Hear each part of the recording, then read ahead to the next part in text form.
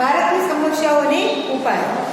તો આપણે અગાઉના વિડીયોની અંદર એટલે કે ગઈકાલે આપણે ભ્રષ્ટાચાર અને બેકારી વિશે ભણ્યા હતા. આજે આપણે આતંકવાદ વિશે અભ્યાસ કરીશું. આ પાઠની અંદર આપણે તમામ સમસ્યાઓ અને એના ઉપાય વિશે આપણે ભણ્યા. તો હવે છેલ્લો ટોપિક છે આતંકવાદ. આતંકવાદ એ વૈશ્વિક સમસ્યા છે. તો જે કોઈ પણ એક દેશની નહીં પરંતુ વિશ્વના તમામ દેશોની એટલે કે વૈશ્વિક સમસ્યા છે આતંકવાદ.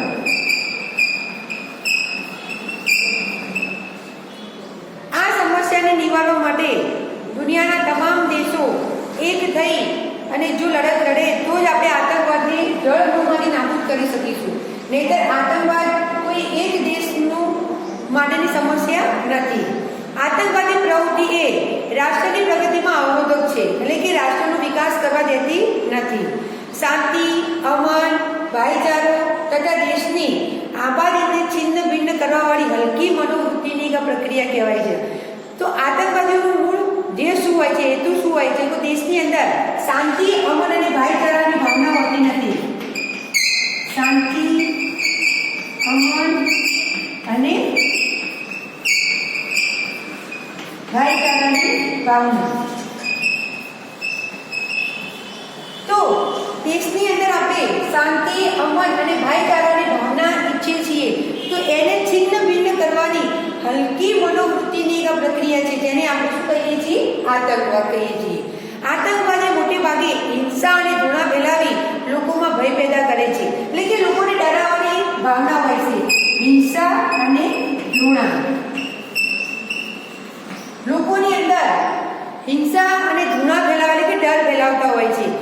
આતંકવાદીઓ આડેધડ ગોળીબાર કરતા હોય છે, જેના કારણે લોકોની અંદર એમના માટે એક ભય પેદા થઈ જતો હોય છે. એ હિંસા આચરતા હોય છે એટલે લોકો એમનાથી ઘૃણા એટલે કે નફરત પણ આપણને એમનાથી થતી હોય છે. તો એક માણસ થઈ અને બીજા માણસને આવી રીતે એમ કે આડેધડ એમ તો ગોળીબાર કરતા હોય છે. તો આ રીતે લોકોની અંદર ભય પેદા કરવાનું કામ કરતા હોય છે. આતંકવાદીનો ઉદ્દેશ કદાપી પવિત્ર કે શ્રેષ્ઠ હોતો નથી. એમનો ઉદ્દેશ બીજાને હેરાન કરવાનો, દેશની અંદર શાંતિને છિન્ન ભિન્ન કરવાનો એમનો મુખ્ય ઉદ્દેશ હોય છે.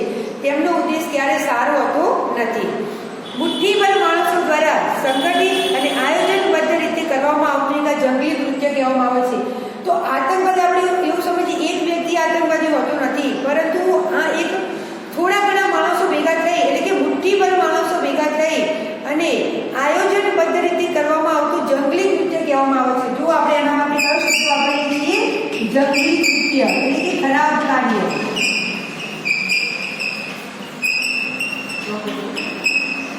ખરાબ કાર્ય કહેવાય જંગલી કૃત્ય, જેને આપણે કહીએ છીએ.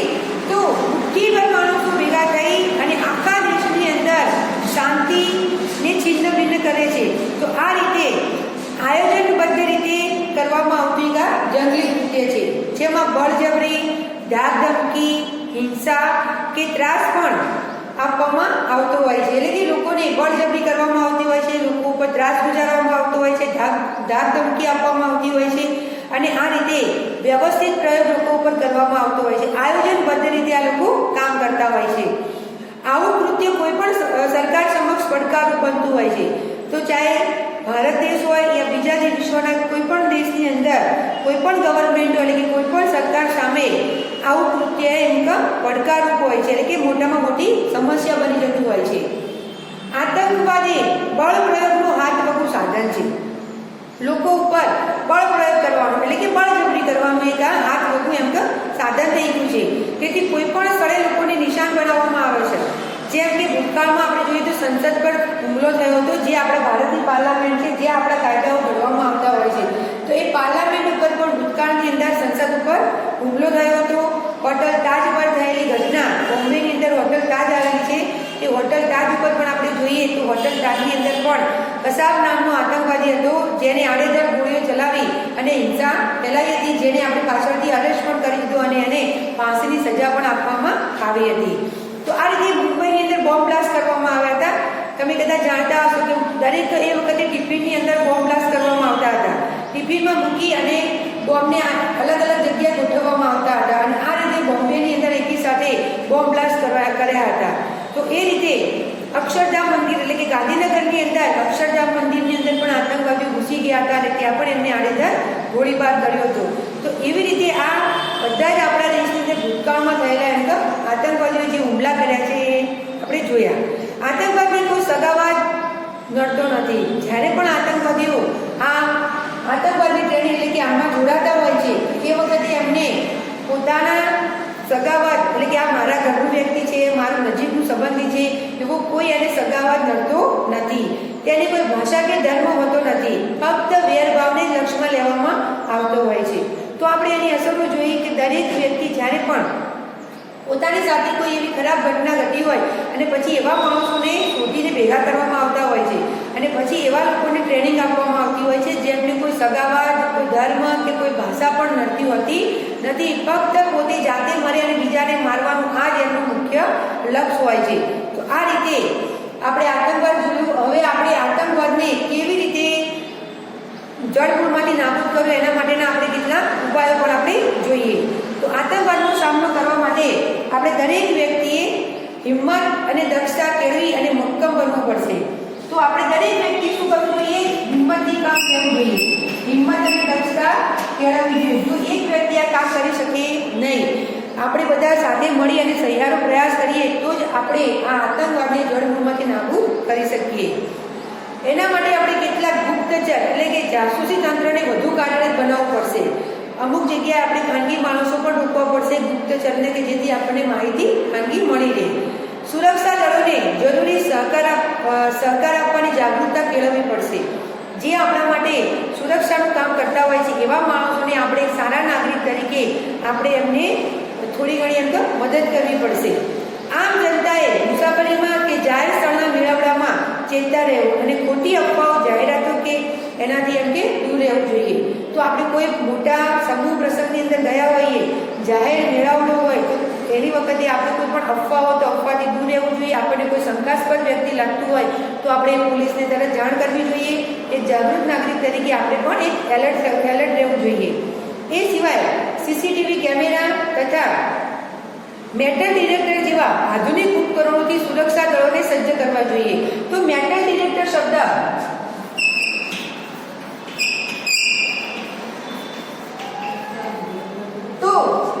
મેટલ ડિટેક્ટર, તો આ મેટલ ડિટેક્ટર શબ્દ આપેલો છે એનો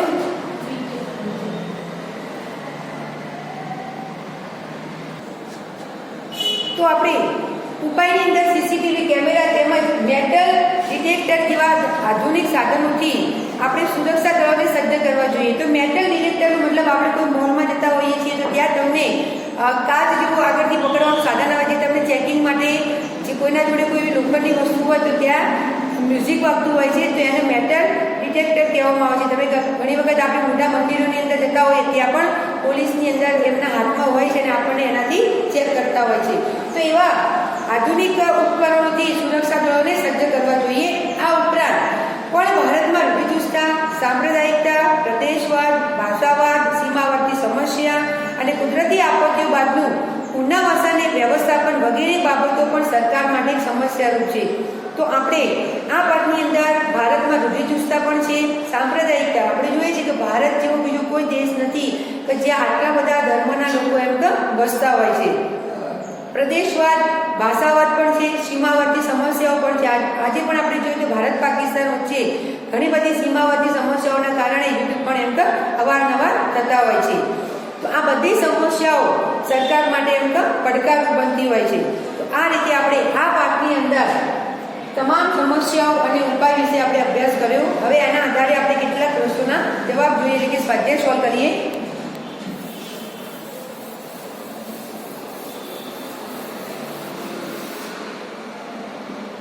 તો સ્વાધ્યાયની અંદર પહેલો પ્રશ્ન જોઈએ.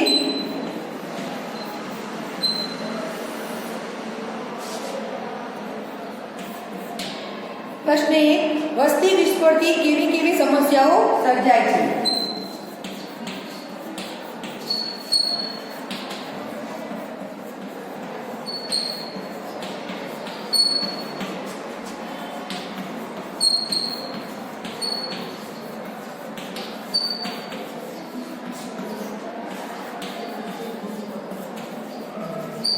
તો આપણે આ પાઠની અંદર વસ્તી વધારો, જેને આપણે વસ્તી વિસ્ફોટ પણ એમ કહી શકીએ છીએ. તો આ વસ્તી વધારાને લીધે એટલે કે વસ્તી વિસ્ફોટથી કેવી કેવી સમસ્યાઓ સર્જાતી હોય છે એનો જવાબ આપણે જોઈએ તો પર્યાવરણીય પ્રદૂષણ. વસ્તી વિસ્ફોટથી માનવ સર્જિત કેટલીક સમસ્યાઓ પેદા થાય છે, જેમાં પર્યાવરણીય પ્રદૂષણ, વસ્તી ગીચતાથી રહેઠાણ, પાણી, ખોરાક, તબીબી સેવાઓ, શિક્ષણ, રોજગાર, બેકારી, ત્રાસવાદ, ભ્રષ્ટાચાર વગેરે વસ્તી વધારાના કારણે એટલે કે વસ્તી વિસ્ફોટની સમસ્યાઓ એમ સર્જાતી હોય છે. તો પર્યાવરણીય પ્રદૂષણ, વસ્તી ગીચતાથી રહેઠાણ,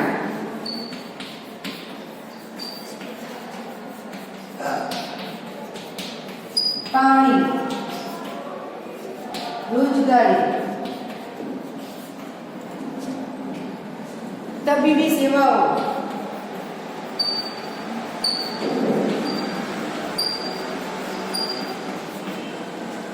શિક્ષણ,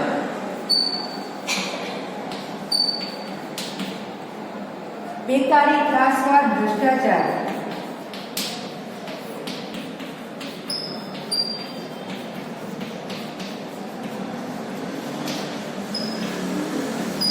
વગેરે. તો આ વગેરે સમસ્યાઓ વસ્તી વિસ્ફોટથી સર્જાતી હોય છે. હવે આપણે બીજો પ્રશ્ન જોઈએ. નિરક્ષરતા નાબૂદ કરવા સરકારે કેવા કેવા ઉપાયો કર્યા છે? તો નિરક્ષરતા નાબૂદ કરવા સરકારે કેવા કેવા ઉપાયો કરે? તો આપણે નિરક્ષરતાનો ટોપિક ભણ્યા તો એની અંદર આપણે સરકારે કેટલાક ઉપાયો પણ કર્યા હતા નિરક્ષરતા નાબૂદ કરવા માટે. તો એ ઉપાયો કયા કયા હતા? જેમ કે 6 થી 14 વર્ષ સુધી મફત, ફરજિયાત અને સાર્વત્રિક શિક્ષણ, એ સિવાય શિષ્યવૃત્તિ, મધ્યાહન ભોજન, પૂર્વ પ્રાથમિક શિક્ષણ, કન્યા કેળવણીને લગતી ખાસ યોજનાઓ, આશ્રમ શાળાઓ, વિદ્યાદીપ યોજના, આદર્શ નિવાસી શાળાઓ, નિરંતર શિક્ષણ અને 2009થી RTE એટલે કે શિક્ષણ પ્રાપ્તિનો હક સૌને છે. આ તમામ ઉપાયો સરકારે અંદર રજૂ કર્યા હતા. તો 6 થી 14 વર્ષ સુધી મફત શિક્ષણ,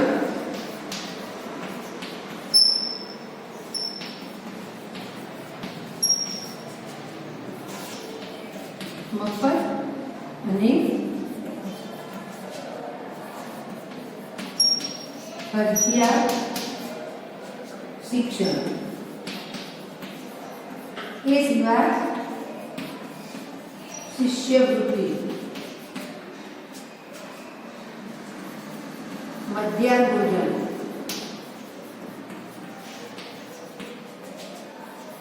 પૂર્વ પ્રાથમિક શાળાઓ,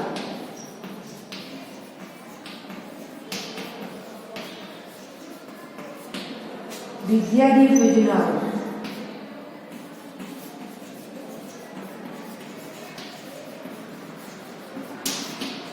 આશ્રમ શાળાઓ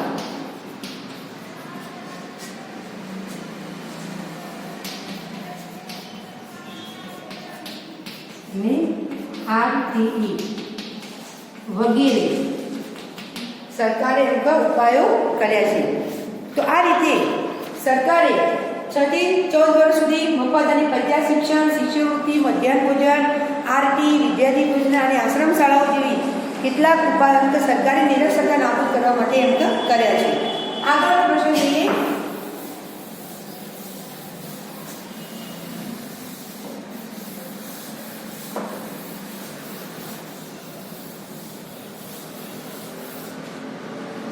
ભાવ વધારાથી આમ પ્રજાને સી હાડમારી વેઠવી પડતી હોય છે?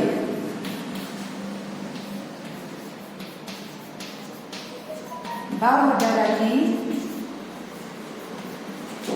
આમ પ્રજાને સી હાડમારી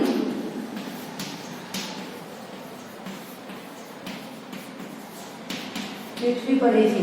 તો ભાવ વધારો થાય એટલે કે મોંઘવારી વધે તો મોંઘવારીના કારણે આમ પ્રજાને કેવી હાડમારી અંક વેઠવી પડતી હોય છે. તો મોંઘવારીની વિપરીત અસર જનજીવન ઉપર અંક જોવા મળતી હોય છે. એટલે કે મોંઘવારી આમ પ્રજા માટે સ્થિરદર સમાન બની જાય છે. મધ્યમ વર્ગ કે મર્યાદિત આવકવાળા લોકોએ જીવન વ્યવહાર ચલાવવો કઠિન બનતો જાય છે.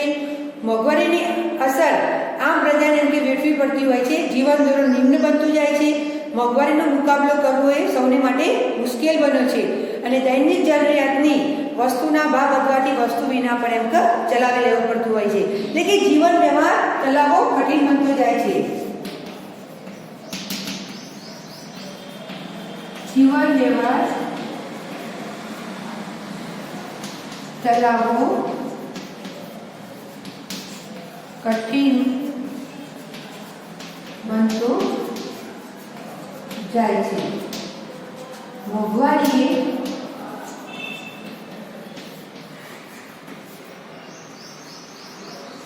આમ પ્રજા માટે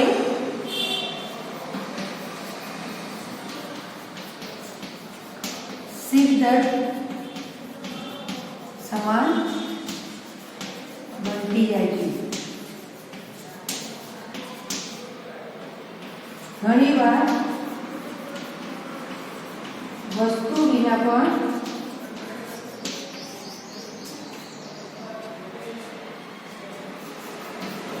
ચલાવી લેવું પડે છે. તો આ રીતે મોંઘવારી આમ પ્રજા માટે એટલે કે સિદ્ધ સમાન બની ગઈ છે અને એના કારણે ઘણી બધી હાટમાં જો એમ કે એમને વેઠવી પડતી હોય છે. આગળ પ્રશ્ન, ગરીબીનો માપદંડ શું છે?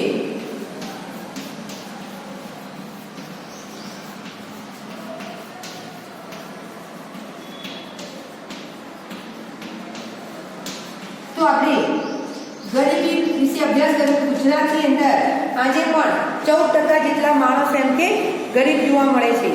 તો એ ગરીબીનું માપદંડ આપણે કાઢવો તો કેવી રીતે કરી શકીએ? તો લોકોની ખરીદ શક્તિ અને આવકના ધોરણના આધારે ગરીબીનો માપદંડ રચી શકાય છે. તો જવાબમાં આવશે લોકોની ખરીદ શક્તિ અને આવકના ધોરણના આધારે ગરીબીનો માપદંડ રચી શકાય છે. તો આ પ્રજા એટલે કે લોકોની ખરીદ શક્તિ અને આવકના ધોરણના આધારે આપણે ગરીબીનો માપદંડ રચી શકીએ છીએ. આગળનો પ્રશ્ન જોઈએ આપણે ભ્રષ્ટાચારની વ્યાખ્યા. જે આપણે ભ્રષ્ટાચાર ભણ્યા હતા એ વખતે મેં તમને ભ્રષ્ટાચારની વ્યાખ્યા આપી હતી, જેમાં જે વસ્તુ આપણા હકની કે અધિકારની હોવા છતાં પણ તેના માટે આપણે કંઈ ચૂકવવું પડતું હોય, જ્યારે કે પૈસા આપવા પડતા હોય છે, જેને આપણે શું કહીએ છીએ? ભ્રષ્ટાચાર કહીએ. જેમાં આપણે ટૂંકમાં વ્યક્તિ સાથે બિનકાયદાકીય અનીતિભર્યો વ્યવહાર એને આપણે ભ્રષ્ટાચાર કહીએ છીએ.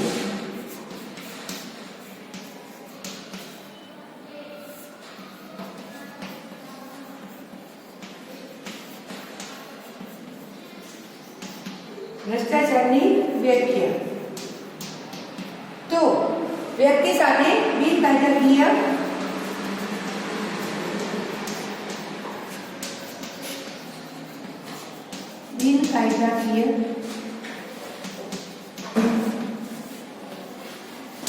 અનીતિભર્યો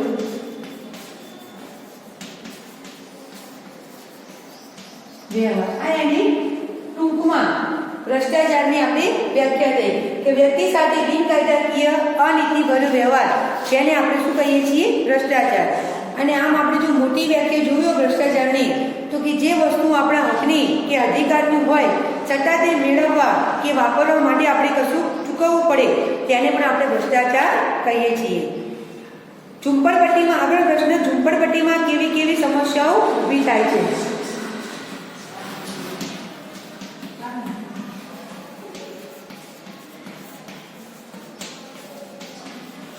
કેવી કેવી સમસ્યાઓ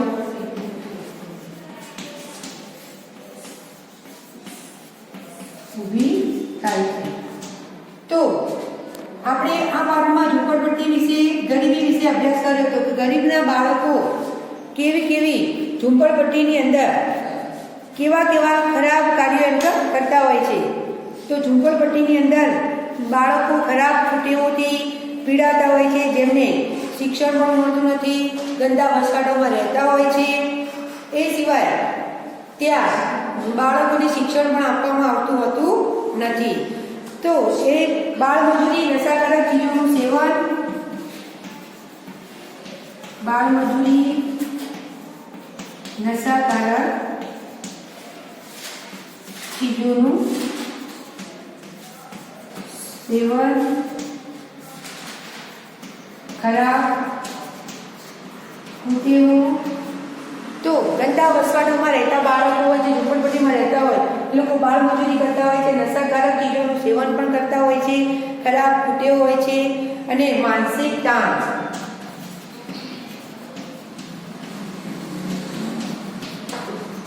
વગેરે જેવી સમસ્યાઓ ઝૂંપડપટ્ટીમાં જોવા મળતી હોય છે.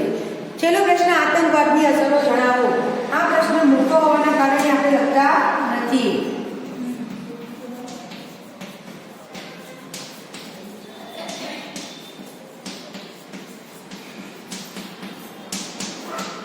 તો આપણે હાલ જ આતંકવાદ વિશે અભ્યાસ કર્યો. તો આતંકવાદીઓનો ઉદ્દેશ કદાપી શ્રેષ્ઠ કે પવિત્ર હોતો નથી. આતંકવાદ એ વૈશ્વિક સમસ્યા છે. દેશની અંદર શાંતિ, અમન અને ભાઈચારાને છિન્ન ભિન્ન કરવાવાળી હલકી મનોવૃત્તિની પ્રક્રિયાને આપણે આતંકવાદ કહીએ છીએ. આવું કૃત્ય કોઈ પણ વ્યક્તિ સામે પડકારરૂપ હોય છે. આતંકવાદ એ બળ પ્રયોગનું હાથવગું સાધન છે. તેથી કોઈ પણ સ્થળે લોકોને નિશાન બનાવવામાં આવતું હોય છે. જેમ કે આપણે જોયું ભૂતકાળ પર સંસદ પર થયેલો હુમલો, હોટલ તાજ પર થયેલો હુમલો, મુંબઈના બોમ્બ બ્લાસ્ટ અને અક્ષરધામ મંદિર પર થયેલો હુમલો. તો આ રીતે આતંકવાદને કોઈ સગાવાદ કે નડતો નથી, તેની કોઈ ભાષા કે ધર્મ નથી, ફક્ત વેરભાવને લક્ષ્યમાં લેવામાં આવતું હોય છે. તો આ રીતે આપણે આતંકવાદની અસરો જોઈ. હવે આપણે ખાલી જગ્યા પૂરીએ. ખાલી જગ્યા અહીંયા 3 છે.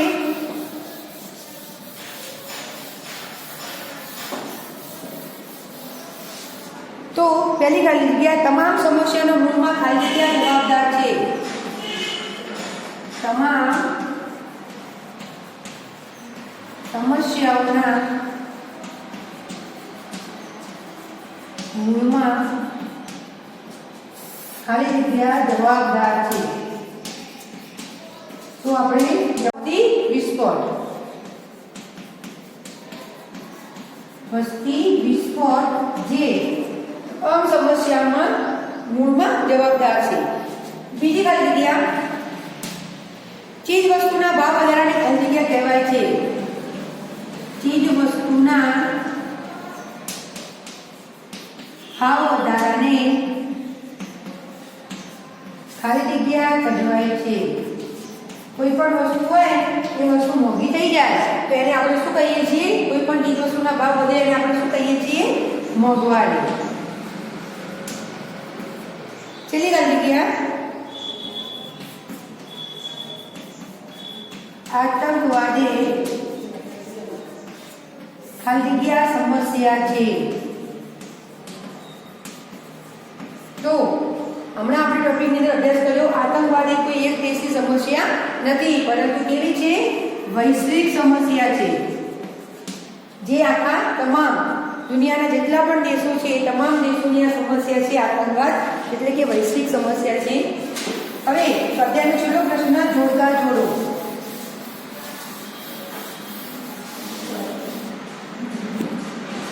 તો અહીંયા આપણે બે વિભાગ પાડીશું.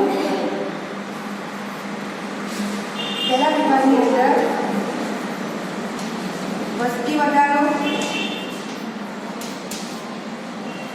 બીજામાં આવશે નિરક્ષરતા નિવારણ,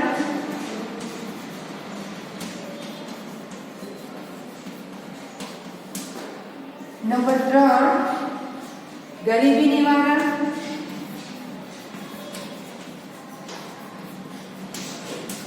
અને નંબર 4 મોંઘવારીથી બચાવ.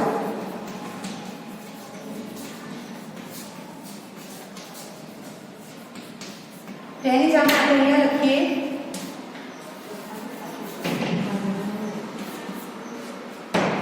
RTE વિભાગનું બીજું છે રોજગારીની તકોનું સર્જન.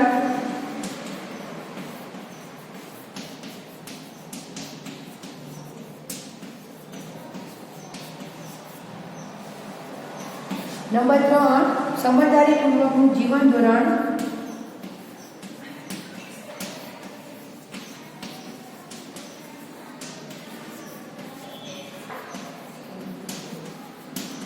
અને છેલ્લું તમામ સમસ્યાનું સર્જન.